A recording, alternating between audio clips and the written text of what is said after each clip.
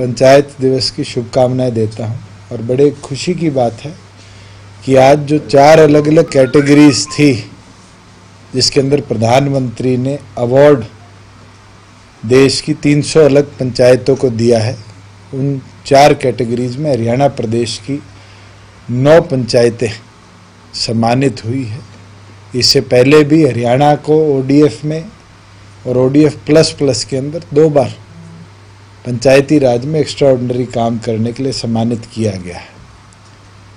उसके साथ जो पिछले वर्ष 26 जनवरी को हरियाणा ने एक मॉडल बनाया था लाल डोरा मुक्त गांव बनाने का, उस मॉडल के अंदर हरियाणा प्रदेश ने सिरसी गांव को पहला गांव बनाया था जिसके अंदर 100% गांव के लोगों को उनकी रजिस्ट्री डीड्स दी थी। 24 अप्रैल 2020 को प्रधानमंत्री ने 3 महीने बाद उस मॉडल को देश के 8 अलग राज्यों में इंप्लीमेंट किया, जिसमें हरियाणा प्रदेश के 200 गांव लाल डोरा मुक्त हम बना पाए। और पिछले 1 वर्ष के अंदर जब ये 8 राज्यों के अंदर कार्य चला, हरियाणा ने एक्स्ट्रा ऑर्डिनरी काम कर दिखाया, जिसका आज नतीजा भी सामने आया कि प्रधानमंत्री ने जब 8 राज्यों में इस मॉडल के तमाम अडॉप्टेड विलेजेस उनकी जब लिस्ट निकाली तो 4000 गांव में से 1300 से ज़्यादा गांव हरियाणा प्रदेश के थे जिनको हम पूरी तौर पर लाल डोरा मुक्त बना पाए। और जो लगभग 4,07,000 के आसपास आज डीड्स ऑनलाइन अप्रूव हुई है, उसके अंदर 23% से ज़्यादा डीड्स केवल मात्र हरियाणा के गांव की है। मैं ये अपने आप में एक अचीवमेंट मानता हूं कि हमारे गांव के लोगों को उनकी आधिकारिक जमीनों का अधिकार मिल रहा है। ये देश के अंदर हरियाणा की एक बहुत बड़ी अचीवमेंट है। और पंचायती राज दिवस में ग्रामीण अंचल को ये ताकत मिले, इससे अच्छी कोई बात नहीं हो। उसके साथ साथ हमने रिव्यू लिया है जो हमारे लाइवलीहुड मिशन के तहत हमने पिछले वर्ष भी जब कोविड की फर्स्ट वेव आई थी तो सेल्फ हेल्प ग्रुप्स के माध्यम से मास्क बनाने का कार्य शुरू किया था। मैंने आज डायरेक्शन भी दी है कि तमाम ग्रामीण अंचलों के अंदर जो हमारी महिलाएं हैं उनको हम कपड़ा उपलब्ध कराएंगे और दोबारा जो 3 लेयर मास्क की प्रोडक्शन सेल्फ हेल्प ग्रुप्स के माध्यम से बड़े लेवल पर शुरू करवाने का हम काम करेंगे। और डिस्ट्रीब्यूशन भी जो हमारे राशन डिपोज हैं उनके माध्यम से एक्सेसिवली कराएंगे। साथ में कई मेडिकेशंस की और कई एसेंशियल आइटम्स की ब्लैक मार्केटिंग की चर्चा और उनकी रिपोर्टिंग निरंतर हो रही है। लोगों ने होल्डिंग शुरू कर रखी है, चाहे ऑक्सीजन टैंक्स की हो, चाहे वो आपकी रेमडेसिविर जैसी दवाइयों की हो। उसके लिए एसेंशियल कमोडिटी एक्ट के तहत हम ये डायरेक्शन अब इशू करेंगे कि अगर कोई इस तरह की होल्डिंग करता पकड़ा जाता है तो उसको फाइन नहीं, उसका अरेस्ट करके उसके खिलाफ इस एक्ट के माध्यम से सख्त कार्रवाई हो कि हरियाणा प्रदेश में इस तरह की जो दिल्ली में खबरें आ रही है ऐसी कोई भी किसी भी एसेंशियल आइटम्स की कमी ना। प्रॉपर मॉनिटरिंग हर डिस्ट्रिक्ट लेवल पर करी जा रही है और जहां भी कोई इस तरह की कमी आती है उसके ऊपर तुरंत एक्शन लेने के लिए भी अधिकारियों को कहा गया।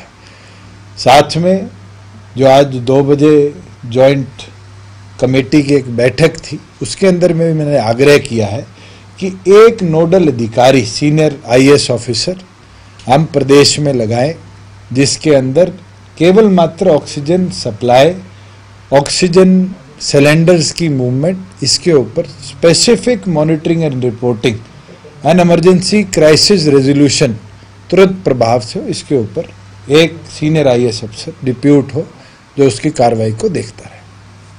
सर ये कुछ कुछ अवार्ड्स भी मिले हैं आज पंचायती राज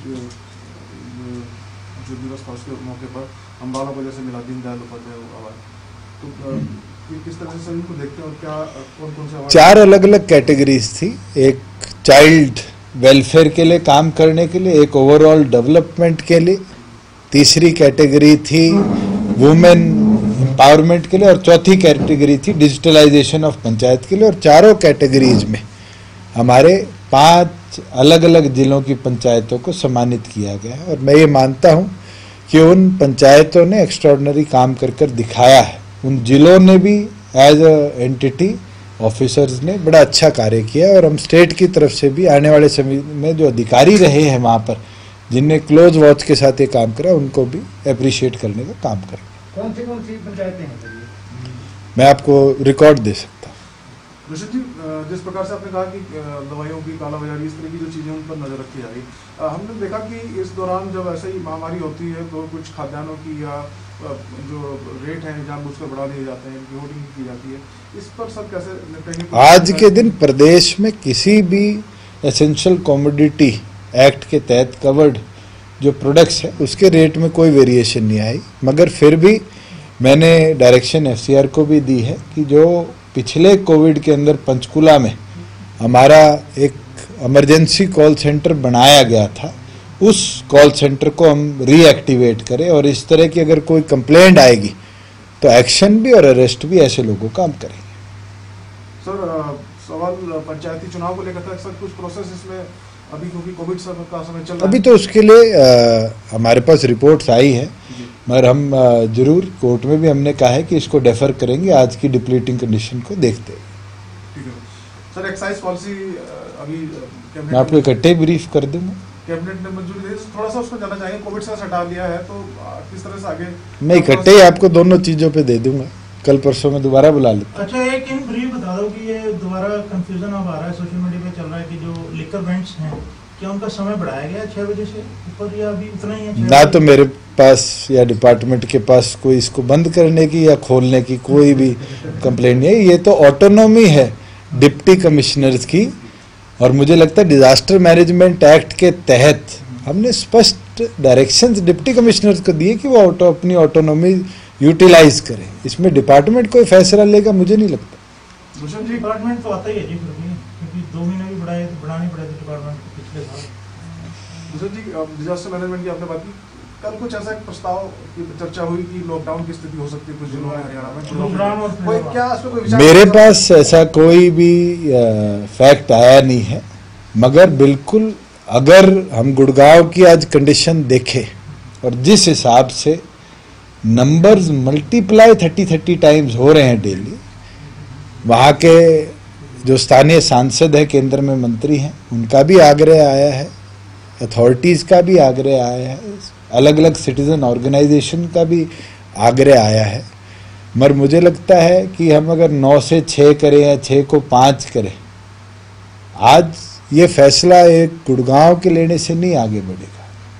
अगर लॉकडाउन लगाना है तो फिर पूरे एनसीआर के अंदर सेंट्रल गवर्नमेंट को लगाना पड़ेगा, क्योंकि जब तक दिल्ली से ट्रांसफ़र चेन जो गुड़गांव की है या भिवाड़ी से जो एम्प्लॉयज़ गुड़गांव में काम करने आते हैं, नोएडा से कॉल सेंटर्स में काम करने आते हैं, उस चेन को जब तक नहीं रोक पाएंगे, जब तक ये ट्रांसमिशन को हम नहीं रोक पाएंगे। आज तो लोगों को एहतियात बरतना पड़ेगा, और लोग अगर इसके अंदर एहतियात बरतेंगे तो जरूर इस महामारी से हम अच्छी तरह लड़ पाएंगे। दिल्ली में तो लगा था सर 1 हफ्ते का लॉकडाउन, जो एनसीआर डिस्ट्रिक्ट से हरियाणा के।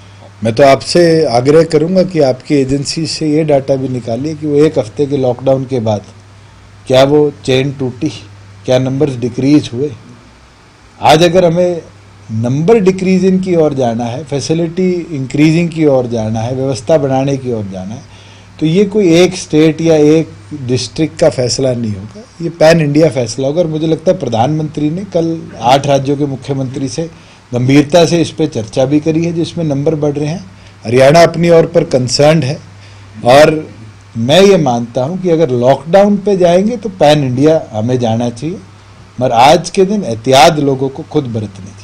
सर, आप उद्योग मंत्री में इस वक्त क्या हरियाणा में कोई ऐसे उद्योग नहीं है उनका प्रोडक्शन बंद करके हम ऑक्सीजन वहाँ पैदा कर सकते? नहीं, हमारी मदद कर रहे हैं। जिंदल स्टील हिसार है, उनका तो खुद बढ़ के अपना रिक्वेस्ट आई थी कि हमसे लिक्विड ऑक्सीजन जितना चाहिए हम उपलब्ध कराने का काम करेंगे। हमारी एक दो और ऐसी फैक्ट्रीज हैं, हमने तमाम ऐसी फैक्ट्रीज जिसमें फर्नेस लगे हुए हैं, जिनको लिक्विड ऑक्सीजन की सप्लाई चाहिए होती है और उनकी खुद की प्रोडक्शन है, उनको लिस्टेड भी कर लिया है और उनकी सप्लाई को हमने हॉस्पिटल्स की ओर डाइवर्ट भी किया है। मुझे याद है 3 दिन पहले फोर्टिस गुड़गांव के अंदर से पैनिक कॉल आई थी कि ऑक्सीजन खत्म हो रहा है, तो जिंदल ने सरप्लस ऑक्सीजन सप्लाई को डाइवर्ट किया था। तो ऐसे छोटे छोटे कदम हैं, मुझे लगता है ये प्रोएक्टिव होकर हम सबको मिलकर स्टेप उठाने पड़ेंगे। अकेली मैं आपको सप्लाई करवा सकता हूँ कि जिनके अंदर छोटे छोटे प्रोडक्शन प्लांट है, not up to a capacity की वो एक टैंकर भरते हैं, मगर सिलेंडर भरने का स्थिति काबू में है। जिस तरीके से 12,000 करीब कल केस आए हैं हरियाणा में और अब तो पंजाब से भी। देखिए, हमने टेस्टिंग के नंबर्स बढ़ाए हैं, हमने मॉनिटरिंग करी है, मगर मैं आज भी आपके माध्यम से भी सबसे आग्रह करता हूँ, मैं डॉक्टर तो नहीं हूँ, मेडिकल कंसल्टेशन जरूर लोग दें हॉस्पिटल जाने से पहले और पैनिक में मत आए। मेरे सामने स्वयं ऐसे ऐसे केसेज आए हैं जो ऑक्सीमीटर खराब होने के कारण लोग पैनिक में आ गए और कहने लगे कि मेरा 95 से 62 ऑक्सीजन चला गया, मुझे तो वेंटिलेटर चाहिए, जबकि दूसरी मशीन पे उसका ऑक्सीजन 97 था। तो मुझे लगता है कई बारी पैनिक भी एक नर्वसनेस क्रिएट कर देता है। प्रॉपर डॉक्टर की कंसल्टेशन के बाद ही आप हॉस्पिटल की तरफ जाइए। आज के दिन कोविड के अंदर मैं स्वयं घर रह के ठीक हुआ था। अगर आपके सिम्टम्स नहीं है या माइल्ड सिम्टम्स है या आप घर रह के तंदुरुस्त हो सकते हैं, मुझे लगता है हॉस्पिटल में आपको और ज़्यादा इन्फेक्ट होने का डर हो सकता है। घर में रह के तो आप जल्दी तंदुरुस्त हो सकते हैं। आपने सर वैक्सीन लगाई है, क्या